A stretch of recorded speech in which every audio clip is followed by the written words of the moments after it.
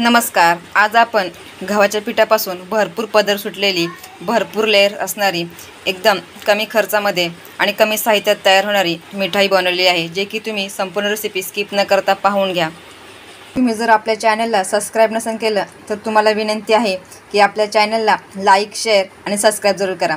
चला तर पाहून घेऊया आपण रेसिपी काय आहे ती. नमस्कार. आज आपण गव्हाच्या पिठापासून गोड पदार्थ करणार आहोत. तर आपण पाहून घ्या रेसिपी काय आहे ती. सर्वप्रथम बघा, मी 1 वाटी पीठ जे आहे ते चाळणीमध्ये टाकून घेत आहे.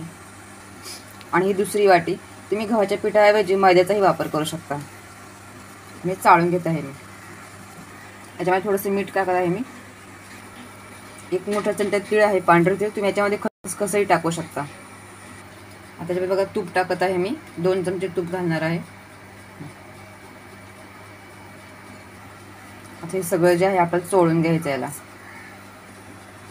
झाले आहे बघा मिक्स करून व्यवस्थित तूप. आता आपण थोडं थोडं पाणी घालून याला घट्ट असा दाटसर असा गोळा तयार करणार आहोत. पातळ नाही बनवायचं आपल्याला, हे घट्ट असा गोळा तयार करायचा आहे थोडासा.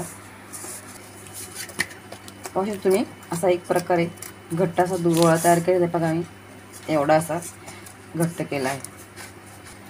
याच्यात पुन्हा 1 चमचा तूप घालत आहे. तुपामुळे काय आहे ना, हा पदार्थ खूप खुसखुशीत राहतो.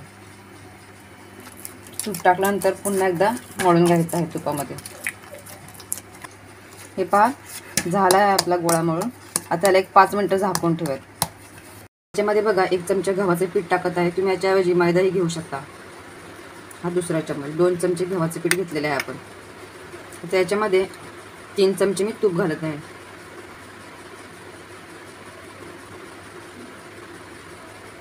आणि आपल्याला हे मिश्रण मिक्स करून घ्यायचं आहे.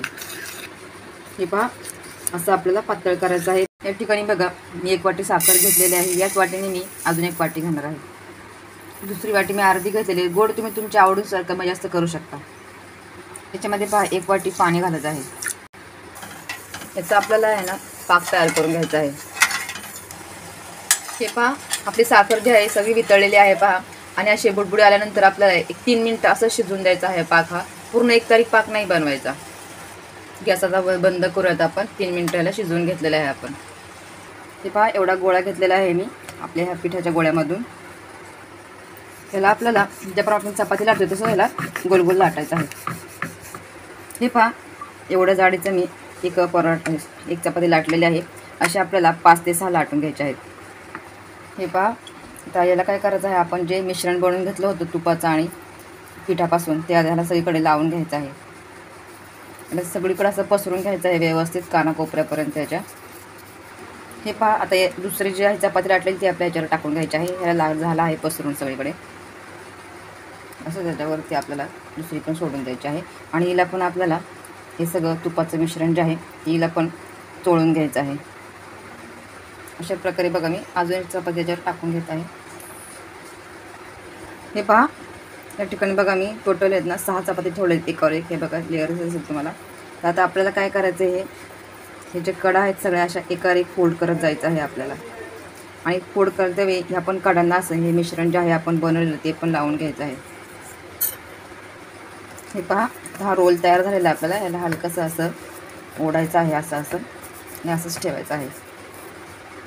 याचे पहा आता आपल्याला थोडेसे जाडे नाही आणि थोडे पातळ नाही, असं मध्यम आकाराचे आहे. असं जे आहे कट करून घ्यायचे आहेत सगळे. पाहू तुम्ही कशा लेयर्स आलेले आहेत पहा. असेच मी दुसरेही कट करून घेत आहे. हे पहा अशा प्रकारे आपले हे लेयर्सचे तुकडे आपण तयार करून घेतलेले आहेत. त्याच्यामधलं बघा मी 1 गोळा घेतलेला आहे. आणि याला फक्त आता थोडेसे तीळ टाकायचे आहेत. आणि फक्त असं प्रेस करायचं आहे, जास्त नाही, हलकंसं. हे बघा निघळतं असं दाबायचं. झालं एवढंच करायचं आहे आपल्याला. सेम याच पद्धतीने आपल्याला सगळ्या तुकड्यांना असंच करून घ्यायचं आहे. हे पहा अशा प्रकारे मी सर्वांना लावून घेतलेले आहेत तीळ. हे पहा दुसरा अजून एक प्रकार दाखवते. तुम्हाला जो सोपं वाटेल तुम्ही तो करा. याला आहे ना असे कट द्यायचे. किनाऱ्या नाही काटायच्या, फक्त मध्ये मध्ये कट करत द्यायचे आपल्याला. किनारे तसेच ठेवायचे आहेत. हे पहा कट देऊन झालेच. याच्या मिश्रण हे आपण तुपाचं केलं ते पुन्हा याला लावून घ्यायचं आहे. झालेलं आहे पहा. आता ह्या किनाऱ्यांना काय करायचं आहे, असं जे आहे फोल्ड करत जायचं आहे. हे पहा असं झालेलं गोल. त्याला काय करायचं, फक्त असं गोल गोल करायचं आहे. हा पदर जो आहे तो आतमध्ये दाबून ठेवायचा आणि हा पदर जो आहे तो इकडे प्रेस करायचा खाली असा. हे पहा असं. याच्यावर पुन्हा तेल टाकून हलकंसं असं प्रेस करून घ्यायचं आहे बघा. अशा प्रकारे तुम्ही दुसरी एक पद्धत ही पण करू शकता. आता हे बघा तेल गरम झालेले आहे. हे आपल्याला मध्यम आचेवर तळायचं आहे, म्हणजे जास्त गरम ह्याच्यावर नाही तळायचं. त्याला मंद आचेवरच तळायचं आहे पहा. जास्त गॅस मोठा नाही करायचा, मीडियमच गॅस ठेवायचा आहे. ज्याप्रमाणे आपण शंकरपाळी तळतो किंवा चकली तळतो त्याप्रमाणे मंद आचेवरच तळायचं आहे पहा. एकाचा पदर सुटलेला आहे पहा, ज्याचा आपण पदर नाही दाबलेला व्यवस्थित त्याचा पहा असा हा पदर सुटलेला आहे. बाकीच्यांचे लेयर्स व्यवस्थित आहेत पहा. अशी पण चूक होऊ शकते जर आपण व्यवस्थित जर पदर नाही चिटकवले तर. हे पहा कलर बदलीपर्यंत आपण त्यांना तळून घेतलेला आहे पहा. याच पद्धतीने तुम्ही पण करा. आता त्यांना तेलाच्या बाहेर काढून घेत आहे मी.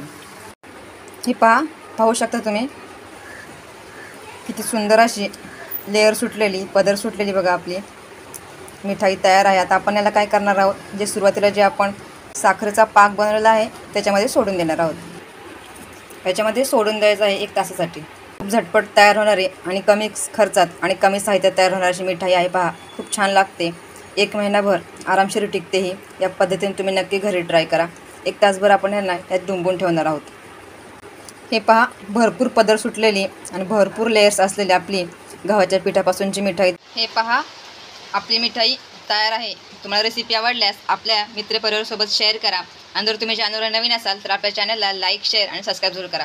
चला तर भेटूया पुढच्या व्हिडिओमध्ये. तोपर्यंत खात राहा, स्वस्त राहा आणि मस्त राहा. थँक्यू. धन्यवाद.